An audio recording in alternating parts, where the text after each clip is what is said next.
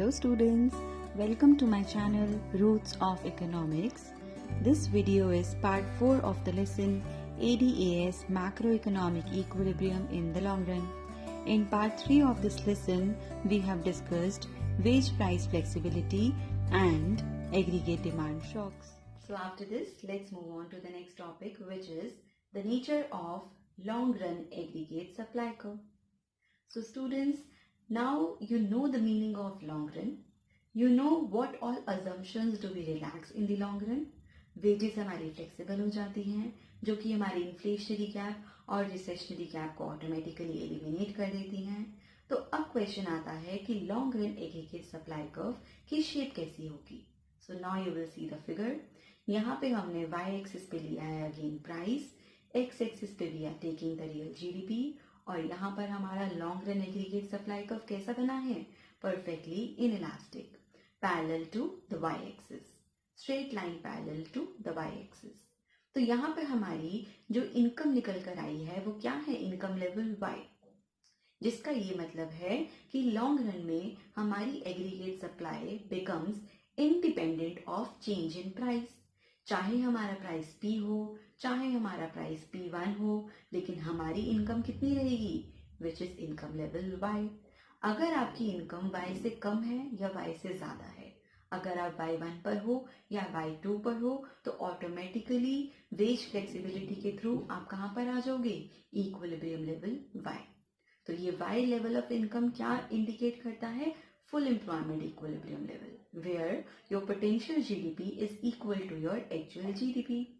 अब स्टूडेंट्स, आपको ये straight line long run aggregate supply curve देख के कुछ याद आ रहा है. हमने शॉर्ट रन वाले चैप्टर में पढ़ा था क्लासिकल्स वर्सेस केन्जियन. तो ये long run aggregate supply curve कौन से मॉडल में फिट होगा, क्लासिकल्स में या केन्जियन में. सो इसका आंसर आप मुझे बताओगे in the comment section. Let's see किसका आंसर सही होता है. So this was long run aggregate supply curve, which is a vertical line parallel to the y-axis. Now after this, let's move on to the next topic, which is equilibrium in the long run. अभी तक हमने short run equilibrium पढ़ा था, जहां पे AD curve SRAS curve के साथ intersection देके हमें क्या दे रही थी, short run macro economic equilibrium. लेकिन अब हमने देखा कि long run aggregate supply curve की क्या शेप होती है. So let's see how do we calculate the equilibrium. So you will see the figure now. Here again on the y-axis we are taking the price, x-axis we are taking the real GDP. Downward sloping aggregate demand curve बनाया है, लेकिन अब की बार हमने जो supply curve बनाया है वो कैसा है, vertical parallel to y-axis, which is your LRAS, which is long run aggregate supply curve. तो जहां पर आपका एग्रीगेट डिमांड कर्व LRAS को इंटरसेक्ट करेगा, वो पॉइंट आपका होगा long run macro economic equilibrium, which is point E, which gives you price P, और आपकी जीडीपी कितनी रहेगी, GDP level Y. Because long run में हमारी इनकम कौन सी इनकम होती है, full employment income level. So basically long run equilibrium में आपका कैलकुलेट क्या हो रहा है, प्राइस, बिकॉज इक्विलिब्रियम जीडीपी तो आपको ऑलरेडी गिवन थी through the LRAS curve. So students, after understanding the meaning of long run macroeconomic equilibrium, let's take the next topic, which is shift in aggregate demand and its implication. इस topic में हमें aggregate demand curve को shift करना है rightward and leftward, और उसकी implication देखनी है. तो यहाँ पे हम कौन सा मैक्रो इकोनॉमिक कंसिडर करेंगे, macro economic equilibrium in the long run. So यहाँ पे हमने बनाया है LRAS curve vertical. Short run aggregate supply curve हम यहाँ पे नहीं बनाएंगे, बिकॉज यहाँ पे हम सिर्फ और सिर्फ बात कर रहे हैं लॉन्ग रन की. सो हमने बनाया LRAS curve and we have drawn the AD curve downward sloping. Equilibrium निकला, इक्विलिब्रियम लेवल E, प्राइस आया P, और जीडीपी आपकी कितनी है Y, which is a full employment GDP level. अब आप करोगे केस 1, एग्रीगेट डिमांड कर्व को शिफ्ट करा हमने राइटवर्ड, AD कर्व आ गया आपका AD1, उसने आपको नया इंटरसेक्शन दिया एट इक्विलिब्रियम लेवल E1. ये आपका न्यू मैक्रो इकोनॉमिक इक्विलिब्रियम है लॉन्ग रन का, जहां से प्राइस आया P1. तो इम्प्लीकेशन क्या निकला कि AD कर्व जैसे ही राइटवर्ड शिफ्ट होता है तो आपका प्राइस इंक्रीज कर जाता है. लेकिन क्या आपकी इक्विलिब्रियम जीडीपी चेंज हुई, no, equilibrium GDP is Y only. और यहाँ पर आपको सरप्राइज होने की जरूरत तो बिल्कुल भी नहीं है, because just now we have understood कि लॉन्ग रन में हमारा इक्विलिब्रियम जीडीपी कौन सा है, फुल एम्प्लॉयमेंट, और वही रहेगा। आपका प्राइस के चेंज होने से इक्विलिब्रियम जीडीपी पे कोई चेंज नहीं आएगा। सिमिलरली नेक्स्ट केस में हम एडी को शिफ्ट करेंगे लेफ्टवर्ड। हमारा एडी कर्व बना AD2 एंड वहां से इक्विलिब्रियम आया E2 which gives the price P2 and again the equilibrium level Y2. So the implication is that कि AD कर्व के शिफ्ट होने से सिर्फ और सिर्फ प्राइस में चेंज आएगा एंड इक्विलिब्रियम जीडीपी लेवल पे कोई चेंज नहीं आएगा। आपका इनकम लेवल Y ही रहेगा which is the full employment equilibrium GDP.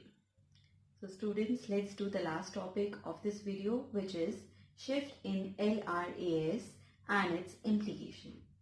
यहाँ पे हम देखेंगे कि कैसे long run aggregate supply curve के शिफ्ट होने से हमारा लॉन्ग रन इक्विलिब्रियम डिस्टर्ब होता है और हमारे प्राइस और जीडीपी में क्या चेंज आता है। So now you will see the figure. यहाँ पे हमने LRAS कर्व बनाया है, vertical parallel to the Y axis. Downward sloping AD curve हमने बनाया है। इक्विलिब्रियम निकल रहा है हमारा एट पॉइंट E, जहां से प्राइस आया P और जीडीपी कितनी है आपकी Y। फर्स्ट केस कंसिडर करेंगे जहां पे हमने LRAS कर्व को शिफ्ट करा है राइटवर्ड। तो वहां पे आप देखोगे कि आपकी जीडीपी कितनी हो गई, Y2। तो Y से आपकी जीडीपी हो गई है Y2, दैट मीन्स आपकी इकोनॉमी ने ग्रो करा है और आपका फुल एम्प्लॉयमेंट इक्विलिब्रियम लेवल अब क्या हो गया है, चेंज हो गया है। Y से बढ़कर हो गया है कितना, Y2। अब जहां पर आपका LRAS1 कर्व कट कर रहा है आपके एडी कर्व को, वो आपको देगा पॉइंट E2, जहां से आपका प्राइस निकला प्राइस P2। तो इम्प्लीकेशन क्या हुआ कि जब भी LRAS कर्व राइटवर्ड शिफ्ट करेगा तो आपका प्राइस फॉल करेगा और इक्विलिब्रियम जीडीपी आपकी क्या हो जाएगी, इंक्रीज हो जाएगी। क्लियर है स्टूडेंट्स। नेक्स्ट केस देखो जहां पे हमने LRAS कर्व को लेफ्टवर्ड शिफ्ट करा है। क्लियर। सो आपका इक्विलिब्रियम हो गया Y से Y1, नया इंटरसेक्शन अब आपका निकल रहा है E1 पे। आपका new long run aggregate supply curve which is LRAS2 वो इंटरसेक्ट कर रहा है एडी कर्व को एट पॉइंट E1। तो वहां से आपका प्राइस निकला P1। P1 प्राइस P से ज्यादा है तो आपका प्राइस इंक्रीज कर गया है और आपकी जीडीपी क्या कर गई है, फॉल कर गई है।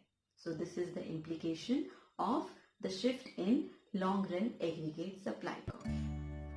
So students, with this I conclude this video.